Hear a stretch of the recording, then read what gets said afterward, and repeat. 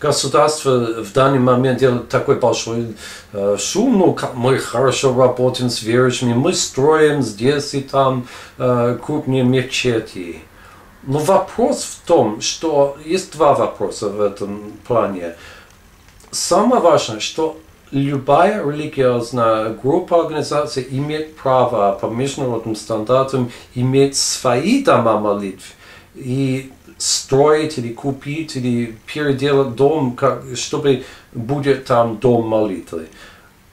В этом плане те мечети, которые строит правительство, это инициатива правительства, государства.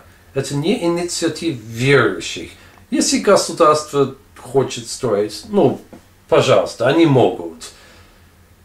Но самое важное, это чтобы граждане, люди, которые живут в стране, что они сами могли, если их не препятствует, это не проблема, но препятствует, они не могут.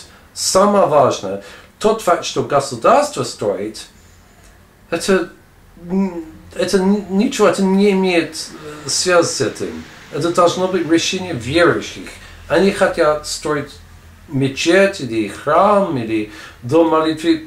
Пожалуйста, они должны иметь вот этот. И в данный момент очень много даже зарегистрированные религиозные организации не могут иметь свои дома молитвы. И официально они тогда даже не могут собираться как община.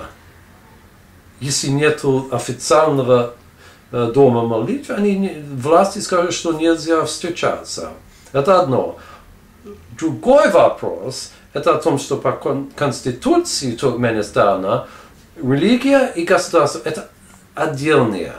То есть насчет государства они строят. То есть это такой, это что как будто это государственная религия, ислам.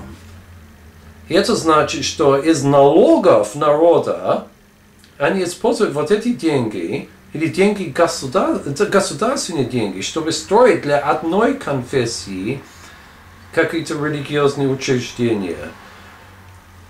Ну, можно спорить, они должны вот это делать или не должны вот это делать. Но я думаю, что это меньше важности, чем вопрос, почему верующие мусульмане, христиане, свидетели Иеговы, бахаисты, они не могут свободно строить религиозные учреждения.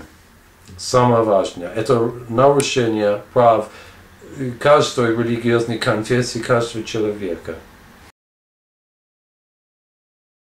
Еще по поводу домов молитв, не надо забывать, что в тяжелых годах от 1997 года до 2004 года они разрушили, они конфисковали дома молитвы. Допустим, они разрушили в 1999 году адвентистский храм в городе Ашхабад, в центре Ашхабада, и еще два кришнаитских храмов в Марих.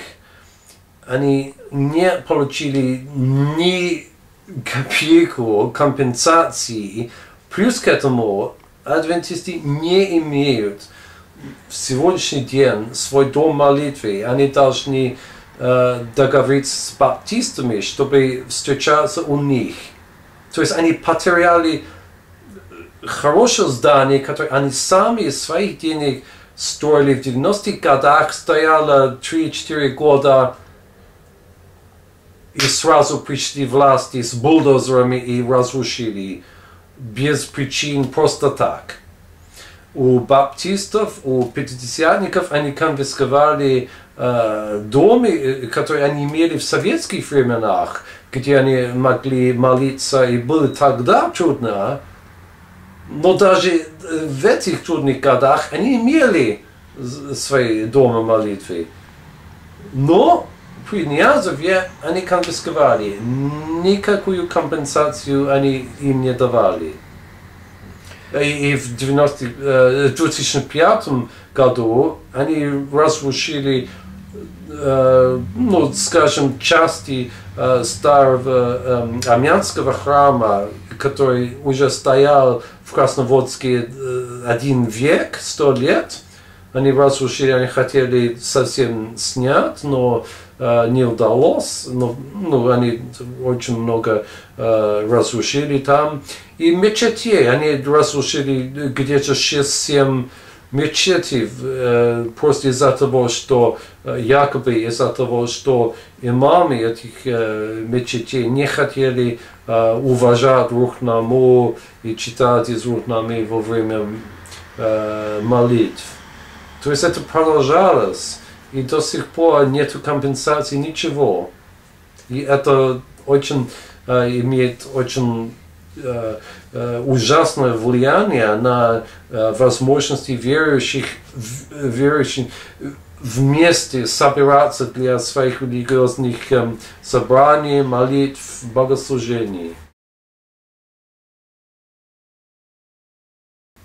Но в Конья-Угенче, где они разрушили дома, это, конечно, это нарушение прав жителей, которые там жили, они имели дома, они спокойно там жили, это их собственность, и разрушили.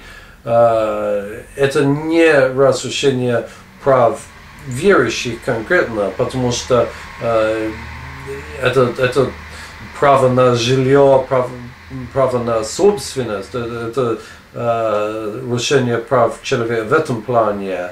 Но это тоже может иметь отрицательное влияние, как люди смотрят на ислам, но официальный ислам. Но я думаю, что больше всего это влияет на их мнение по поводу власти. Они видят власти, которые просто так, они решили разрушить свои дома. И вряд ли это будет влиять на свои взгляды по поводу ислама. Я думаю, что больше всего это влияет на их взгляды на правительство. Но я сам лично думаю, что они очень внимательно смотрят на того, что опубликовано в других государствах, где есть свободная пресса, где есть свободные СМИ. Но они очень внимательно смотрят. Власти, по-моему, очень нервничают. Они думают, ой, они уже знают об этом, надо кое-что подумать, как умнее работать на этом плане.